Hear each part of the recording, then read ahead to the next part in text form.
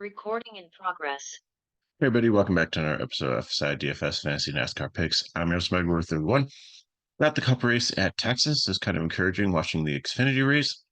That there was some passing that middle, you can't go too high up because of the debris against the wall turned the car, especially in turn two there, as many have found out this weekend in all the different series.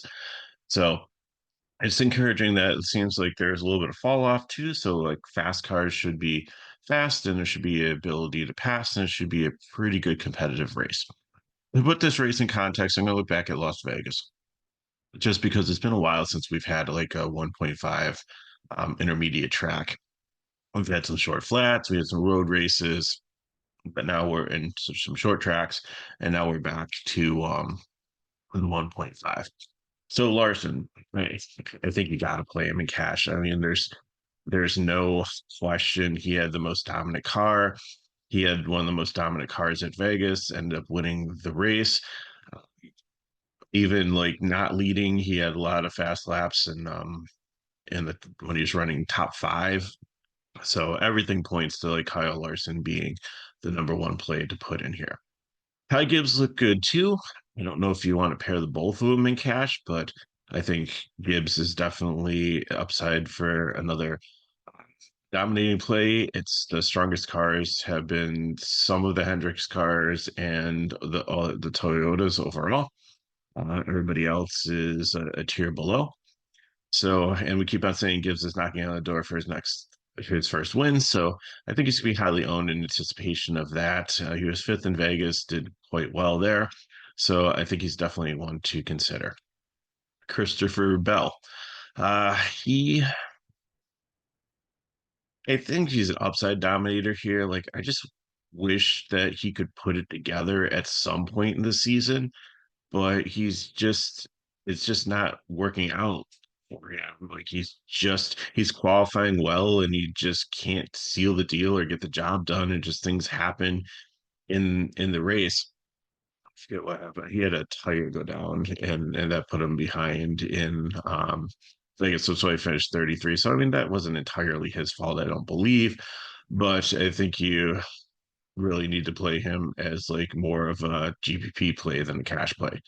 Tyler Reddick, like this too. And if I'm doing two Doms up here, I might go Larson and Reddick just because Reddick was very good at Vegas and almost had the speed to chase Larson down at the end.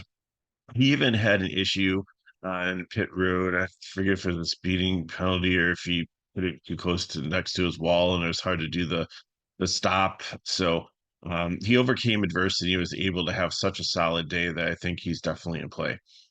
Chase Briscoe, um, I think you gotta consider him a GPP play. He hasn't been great at these types of tracks, and he looked good in qualifying here. He got in an accident early on um, in that race in Vegas, so that's why he was no, I don't think it was Briscoe. Was it Briscoe or Busher? Can't remember, but anyways, I just think he's up there, but he's just not one that I really want to consider playing. Like if you want to throw him in the Dominator group just in case, then by all means we can do that. But I just think that there's so many other plays here. Byron, obviously he's been solid this season. I think he's got the upside definitely to be a dominator also. But I just at Vegas he just didn't have the speed that I was looking for. So I think he might be more of a GPP play. And actually, Briscoe finished 21st. So I'll just change that. So I mean, it was a home ho day for him. So just solidifies what we're doing with that. So yeah, so Byron, I think the Hendricks cars have been dominant and stuff, and he always has the potential there. But at 10-8, he's going to need to have some down points. And I'd rather save $800 and go with Reddick, just seeing like, and knowing that Reddick is a high groove driver too, that could probably make it work on the outside and maybe be able to pass some cars. So it's a tough choice between the two of them. I don't think you can fit all three of them in, and not have to pay like Nascarala and Ty Dillon and some people that are probably not going to work out. And there really haven't been that many punts in optimal lineups at Texas. It's been one to two to maybe three down build with place differentials. So I think, Larson and then nailing the second one's going to be important. Blaney, I think, is in the conversation also, but uh, third at Vegas there, I think he can get a top five, but at 10-2, I have him as a GPP just because I think I need him to get up there and lead the race and get some fast laps and dominating points to pay off the 10-2 salary. And I just don't think that that's going to happen. I think it's more likely with Reddick and Byron in the 10K range and maybe even Hamlin. Austin Cindric's a fade. I mean, he qualified well here, but he just 29th in Vegas. I see him just probably going backwards. Not much upside there, just a lot of risk. Truex, I mean, every time I've counted him out, he's come out and he's led almost every single race this season. So I think he'll be there. I think he's definitely an upside dominator, seventh in Vegas. So the potential's there. I think it'd be more GPP than a cash play, but nice little savings if you're doing 20 maxes and rotating and taking like the plays differential and in like the mid range there and going with a two down build. So Larson and Truex opens up a little bit more than like Larson and Reddick, Larson Byron, Larson Blaney, Larson Hamlin. So definitely someone to consider with a little bit of savings there might make the sixth and last person in your lineup a more desirable driver than somebody that you're settling on. Bubba Wallace. Uh, if we look at Bubba Wallace, like he finished 35th in Vegas, or like, okay, if we're comparing Vegas, then why do you have him as a cash play? Well, because 2311 has been fast. That and mile and halves and good at Texas. And the reason that he struggled at Vegas is that they couldn't get the wheel off. Like the lug nut got stuck on one of the pit stops. So that wasn't his fault. He was actually running a decent race before that happened. And that kind of derailed his day. So, I mean, that's a one off thing. That doesn't happen. So I think we can write that off as just bad luck. And I think he's solid play for cash. I don't know if I can consider him a dominator. I don't know with all these other ones if he can get up there, but I think he's got really good. I really like on FanDuel, but even on DK, I think at 8,700, if you're building like more of a balanced build, I think he's got a lot of potential to have a solid day, have good finishing position, and you don't really need a ton of dom points or fast laps at 8,700 to pay off. So, if he can just finish in the top 10 or maybe in the top five, then that's a great day for Bubba Wallace and a solid floor for cash. Denny Hamlin, he's got the upside. Never qualifies well. I think he's always tries to set the car up more for the race trim than for qualifying. And we definitely see it beneficial because he seems to be good on long runs and be able to get up and pass. And I don't see this being like a caution filled race. So I think there will be the long runs. I think there's definitely opportunity for him to get there. It was okay at Vegas, eighth place finish there. So again, at 10-5, I have more as a GPP than a cash play, unless you're doing like a 20 max where you're rotating and who you're going to pair as a dance partner with Larson as the second dom. I think that definitely works. But if in your primary cash build, I don't think Hamlin's going to make the cut. Chastain, GPP here, but Trackhouse has been very fast at Texas.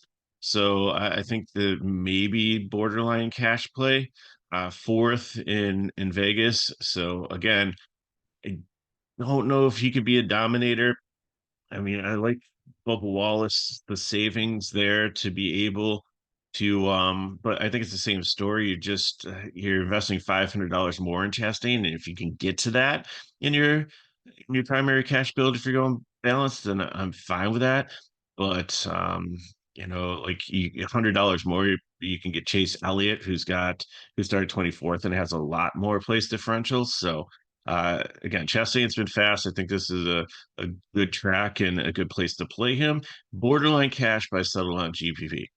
Michael McDowell, 25th. Just or not short flags. Intermediates aren't short flags are probably better for him, but intermediates are not. So I think he's going to go backwards. So fade for me.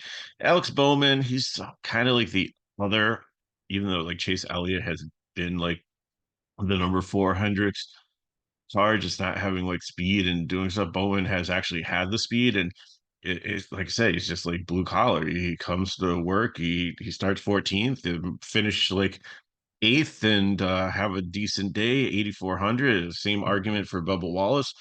I think Bubba definitely has more upside, but I think this is a borderline cash play, GPP.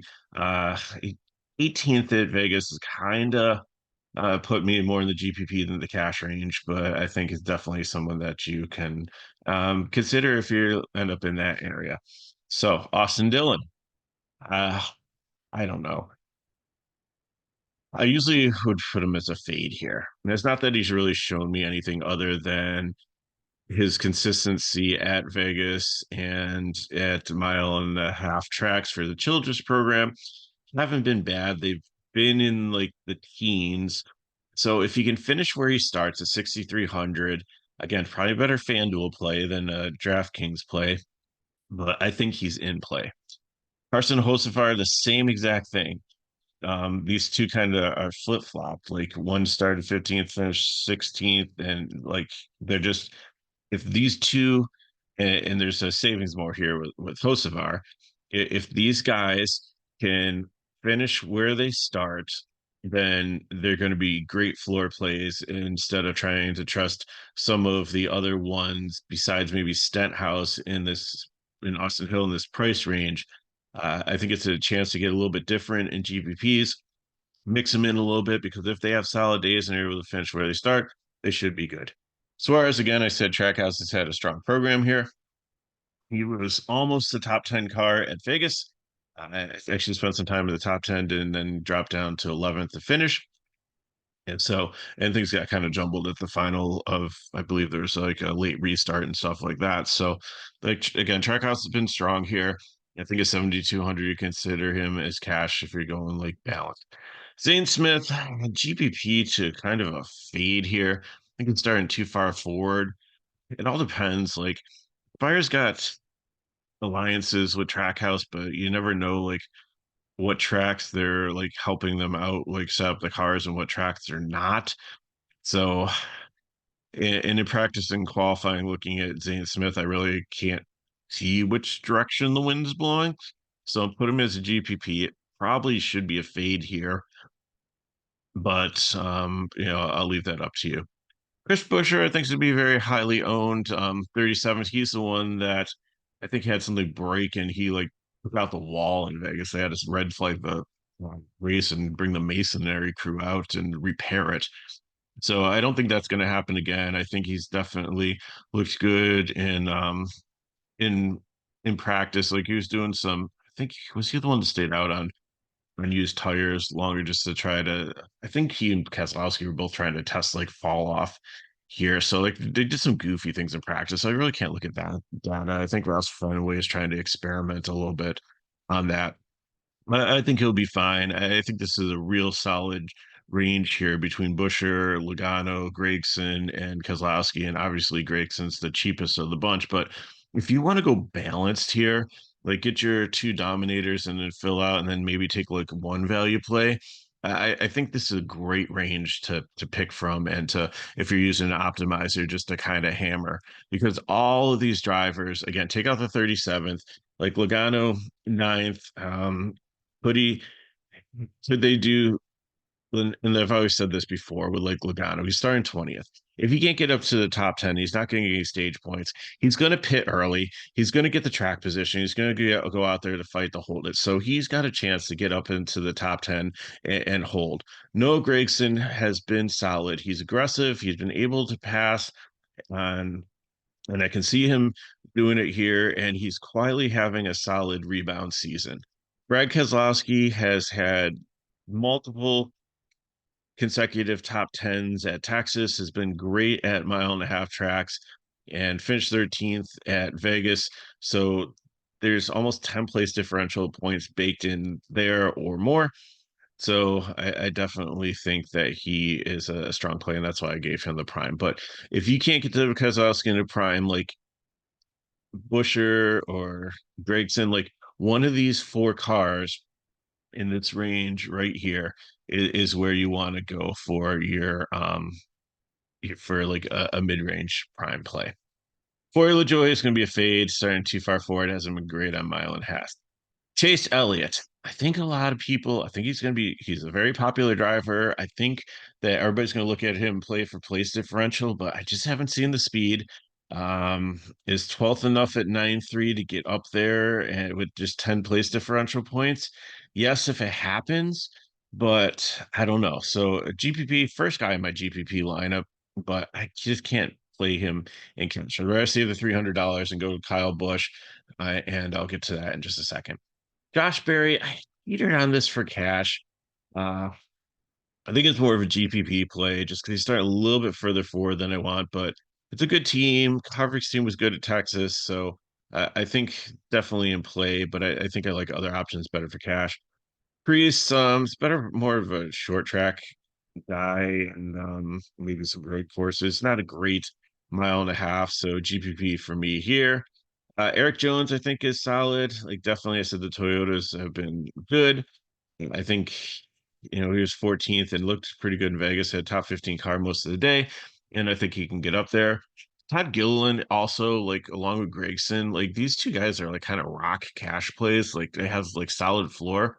They have done so well. And Gilliland, was only 24th in Vegas. He should have done so much better, but he had a guy that was too early over the pit wall, so he had to serve that penalty, and that kind of knocked him down into the 20s. But I mean, he was up in like the teens running and should have had a better finish than he did. So I think that's definitely there.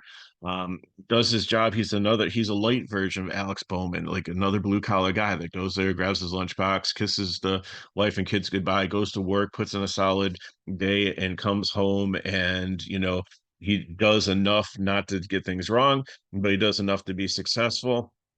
And if, let other people make mistakes, and that's how you rise up the leaderboard here.